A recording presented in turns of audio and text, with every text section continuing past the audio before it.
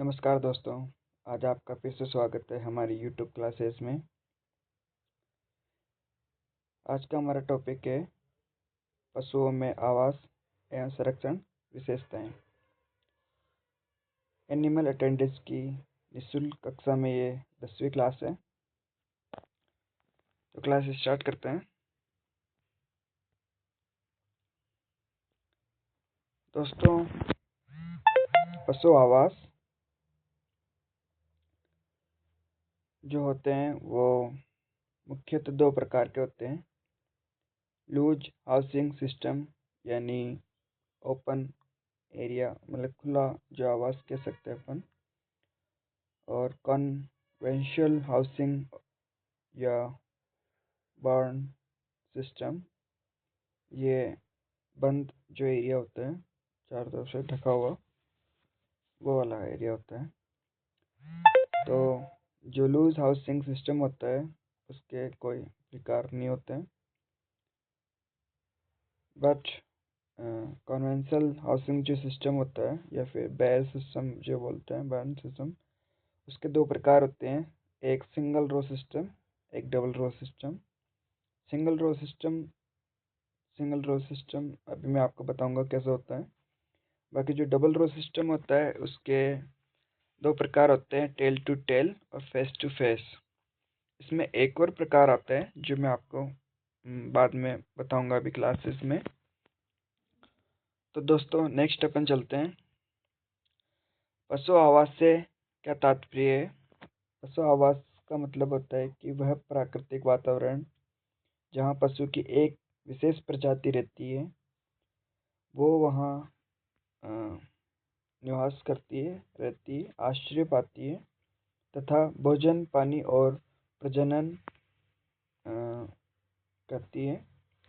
पशु के आवास का जो चेन होता है वो हम किस प्रकार का जो आवास होना चाहिए, उसमें जो पशु की जो आवास का चेन होता है वो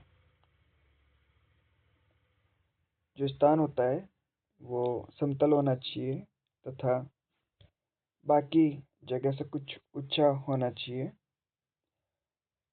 ऊंचा होना आवश्यक भी है क्योंकि जब बारिश होगी तो बारिश के समय तथा मलमूत्र त्याग के समय वो जो मलमूत्र तथा बारिश का पानी है वो नीचे नालियों के द्वारा अलग ही स्थान पर निकल जाए, ताकि पशु के वहाँ पे सूखा रहने की वजह से उसको दिक्कत ना हो। नेक्स्ट हम देखेंगे जो कि मैंने आपको बताया था, लूज हाउसिंग सिस्टम।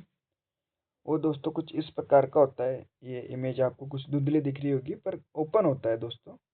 जैसे अपन विलेज एरिया में जो होता है, गांव में बाड़ा जो बोलते हैं वो होता है दोस्तों। ये आप देख रहे होंगे इसमें चित्र में। इसमें अपने पास ये वाला जो चित्र है, इसमें आप देख पा रहे होंगे ये वाला, ये वाला, ये वाला, चारों में ओपन में दोस्तों। नेक्स्ट अपन देखेंगे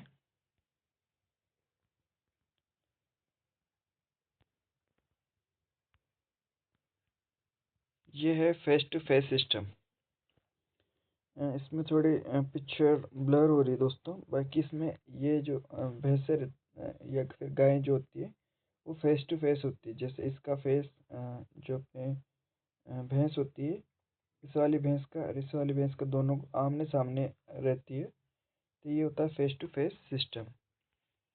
बाकी टेल टू टेल जो सिस्टम होता है दोस्तों, उसमें इनकी पूंछ वाला जो हिस्सा रहता है वो वाला हिस्सा मतलब इनका मुंह इस तरफ रहता है, बाकी बैक वाला हिस्सा इस तरफ रहता है, इस बीच में एक नाली टाइप में रहती है। एक दोस्तों मैंने आपको बोला था कि तीसरा और सिस्टम रहता है हेड टू हेड सिस्टम। तो उसे ही आप फेस टू फेस सिस्टम भी कह सकते हैं, बाकी हेड टू हेड सिस्टम भी कह सकते हैं, जो कि कुछ इस प्रकार का है जिसमें सिर से सिर एक तरफ रहता है। नेक्स्ट, वो पिक्चर ब्लर थी इसीलिए दोस्तों मैंने एक और आपके लिए शानदार लूज हाउस सिस्टम का एक पिक्चर लिया है। इसमें आप देख पा रहे हैं कि कुछ जानवर है जो ओपन एरिया में बैठे हुए हैं। इसके अलावा ये कुछ सिस्टम कुछ पिक्चर मैंने आपके दोस्तों उस फेस टू फेस सिस्टम वाले की भी ली है, जिसमें आप देख पा रहे हैं इधर गाय जो जर्सी नस्ल है वो बैठी हुई है। इस तरफ भी दोनों तरफ में इस वाले रो में भी आपके जर्सी नस्ल है, इस वाले रो में भी आपके जर्सी नस्ल है। इनकी फेस दोस्तों आप सबके देख पा रहे होंगे, दोनों तरफ में फेस आमने सामने। बाकी इनके इस वाले हिस्से में जो इनका चारा है वो रखा हुआ है इस वाले हिस्से में, और इस वाले में इनके चारा रखा हुआ है। बाकी इनके आमने सामने फेस है दोस्तों। ठीक, नेक्स्ट अपन देखेंगे ये टेल टू टेल सिस्टम है दोस्तों, जिनमें इनकी बैक वाला हिस्सा जिसमें आपकी टेल पूछ जो एक दूसरे के सामने होती है, और ये वाला फेस टू फेस सिस्टम दोस्तों। इसके नेक्स्ट अपन देखेंगे कि जो खुली आवास योजना यानी लूज हाउसिंग सिस्टम जो होती है, इसमें कुछ इकाइयाँ होती है। बुल पेन यानी सांड के लिए जो आवास होता है उसको बुल पेन बोला जाता है। काविंग पेन जो होता है वो गाभिन पशु के प्रसव के लिए जो आवास होता है उसे काविंग पेन कहा जाता है। नवजात बछड़े के लिए जो होता है उसे काल्फ पेन कहा जाता है। और कैटल शीड जो होता है वो प्रतिकूल परिस्थितियों में जो आवास बनाया जाता है गायों के लिए, उसे बोला जाता है। मैन्योर पिट यानी गोबर इकट्ठा करने की जो जगह होती है उसे बोला जाता है। नेक्स्ट हम देखेंगे खुली आवास प्रणाली की कुछ ज़रूरतें होती है जो कि हम देखेंगे दोस्तों। इसमें अपने पास एक सारणी है जिसमें फर्स्ट में क्रम संख्या होगी, सेकंड में जानवर होंगे, थर्ड में उसका खुला क्षेत्र जो वर्ग फीट प्रति पशु होगा, में फोर्थ में उसका ढका हुआ जो क्षेत्र है वर्ग फीट में होगा, और जो फिफ्थ है उसका मेज़र जो उसकी लंबाई होगी वो इंच में बताऊंगा दोस्तों आपको मैं। तो फर्स्ट जो अपना है उसमें गाय है। गाय जो उसको खुला क्षेत्र जो वर्ग फीट में जो इसका चाहिए होता है वो प्रति पशु 80 से 100 फीट वर्ग फीट चाहिए होता है। और या उसको अगर आप ढके हुए क्षेत्र में रखते हैं तो उसको 20 से 30 फीट वाले ढके हुए क्षेत्र में आप रख सकते हैं। जिसकी लंबाई है वो 20 से 24 लंबाई होनी चाहिए एरिया की। इसके अलावा सेकंड जो भैंस है, भैंस के लिए भी खुला क्षेत्र तो 80 से 100 वर्ग फीट चलेगा। बाकी ढका हुआ जो क्षेत्र है वो दोस्तों थोड़ा ज़्यादा होना चाहिए, 25 से 35 वर्ग फीट। लंबाई इसकी दोस्तों 24 से 30 लंबाई होनी चाहिए। जो अपन सांड रखते हैं उसके लिए दोस्तों थोड़ी जगह ज़्यादा होनी चाहिए, 200 से 250 वर्ग फीट खुला क्षेत्र। ढका हुआ क्षेत्र इसमें दोस्तों 120 से 140 रहेगा। और जो इसकी लंबाई रहेगी वो 24 से 30 जो भैंस के लिए है वो लंबाई होनी ही चाहिए। ये कंपलसरी जो है वो बता रहा हूँ दोस्तों। गैबिन जो गाय है उसके लिए 180 से 200, और जो ढका हुआ क्षेत्र रहेगा वो 100 से 120 रहेगा। इसमें जो मेज़र जो लंबाई रहेगी वो 24 से 30 रहेगी। ठीक है, इतनी तो कंपलसरी दोस्तों। ठीक है, नेक्स्ट अपन चलेंगे जो खुली आवास प्रणाली है की जो आवश्यकताएं हैं उसमें वही अपने एक सारणी रहेगी फिर से, जिसमें आपको कर्म संख्या, पशु, ढका हुआ जो क्षेत्र, खुला हुआ जो क्षेत्र है, मीटर स्क्वायर में इस बार बता रहा हूँ आपको दोस्तों। ढका हुआ क्षेत्र मीटर स्क्वायर, उसमें फीट में वर्ग फीट में था, इसमें मीटर स्क्वायर में रहेगा। खुला क्षेत्र मीटर स्क्वायर प्रति पशु चरनी जो लंबाई जो रहेगी वो बता रहा हूँ। इसके अलावा वाटर रफ स्पेस जो रहेगा ये सेंटीमीटर में, और प्रति पशु चरनी ये भी सेंटीमीटर में जो आपको बताऊंगा। तो चलो दोस्तों शुरुआत करते हैं। इसमें जो अपना नवजात जो बछड़ा है उसके लिए दोस्तों 1.0 यानी जो 8 सप्ताह तक 1 से 1.0 तक मीटर स्क्वायर में जो उसके क्षेत्र चाहिए। अगर 2 सप्ताह का है तो 8 मतलब अगर 8 सप्ताह से अधिक का जो अगर नवजात है तो उसके लिए 2.0, और 8 सप्ताह तक का है तो 1.0 मीटर स्क्वायर जो क्षेत्र रहेगा। खुले में दोस्तों 4.0 मीटर स्क्वायर क्षेत्र जो रहेगा। प्रति पशु चरने की लंबाई जो रहेगी इसमें 40 से 50, और वाटर रफ स्पेस जो रहेगा वो इसका रहेगा 10 से 15 सेंटीमीटर। इसमें दोस्तों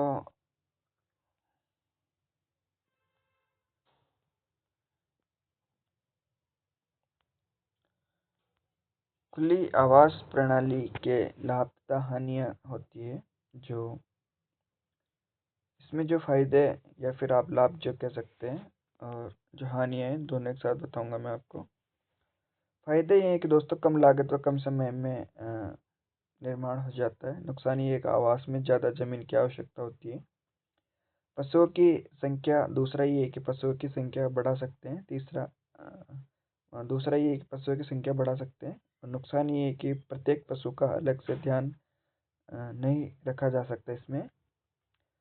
तीसरा ये है कि पशु स्वतंत्र घूमता फिरता है। और इसमें नुकसान ये है कि पूरे समय का निरीक्षण आसानी से या एक साथ नहीं किया जा सकता।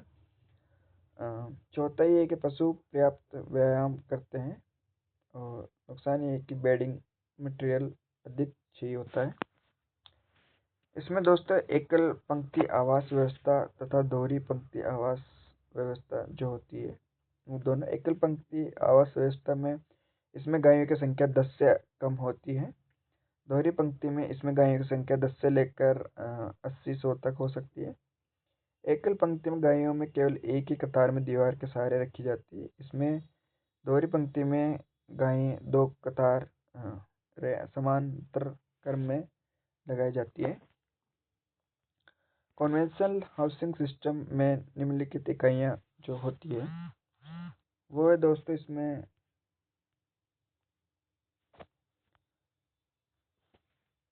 फर्स्ट जो अपने हैं कोविंग बॉक्स, यानी गाभिन गाय को कोविंग बॉक्स प्रति 100 गाय पर बनते हैं।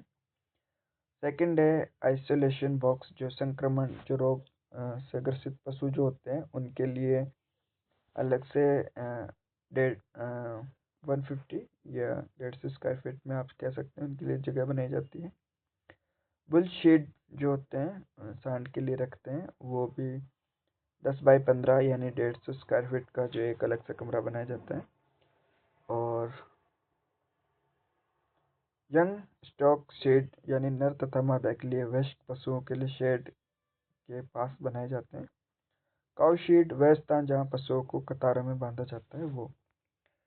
गाय के बछड़े का जो आवास है उसमें जो 3 माह से कम का होता है उसके लिए 20 से 25 वर्ग फीट का ढका हुआ क्षेत्र रहेगा। ये जो दोस्तों 20 से 25 वर्ग फीट का जो ढका हुआ क्षेत्र रहेगा ये प्रति बछड़ा रहेगा। ठीक है, प्रति बछड़ा मतलब एक सिंगल के लिए बताया जा रहा है। 3 से 6 माह के लिए 20 से 30, और 6 से 12 माह के लिए 30 से 40, 1 वर्ष के लिए 40 से 50।